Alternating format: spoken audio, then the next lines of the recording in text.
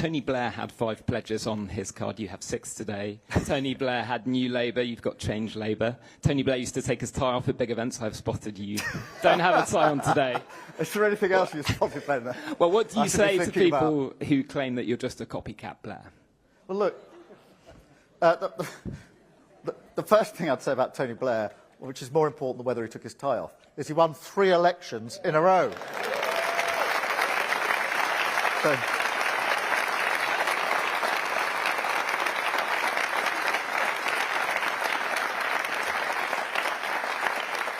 and what Blair did in 97 is what Wilson did in 64 and Attlee did in 45, which was to take the Labour Party from opposition into power. We've only done it 3 times, effectively.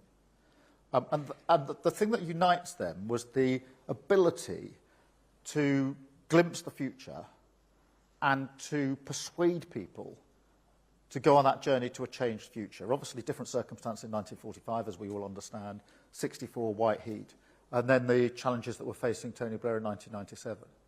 In that way, there's similarities, because I do think you've got to glimpse the future, you've got to understand the challenges, and you've got to have serious answers to the challenges that we face. But it's not copycat, because we're now, 27 years on from 1997. The challenges we face now are not the same as those faced by Tony Blair. They're different challenges. And therefore, I do understand there's this, ever since I've been leader of the Labour Party, everybody's been trying to sort of say, well, which leader are you most like? You know, who have you secretly got tattooed on the inside of your arm?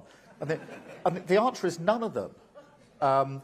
Because this team and I, all of our candidates tonight, we have to face the future. We are trying to create the conditions for the 4th time in the history of the Labour Party that we've come from opposition into power. So yes, some of the things that are important about winning power are the same, of course they are. But I'm very conscious that we're facing the challenges that are now here in 2024 and have to provide answers to those challenges.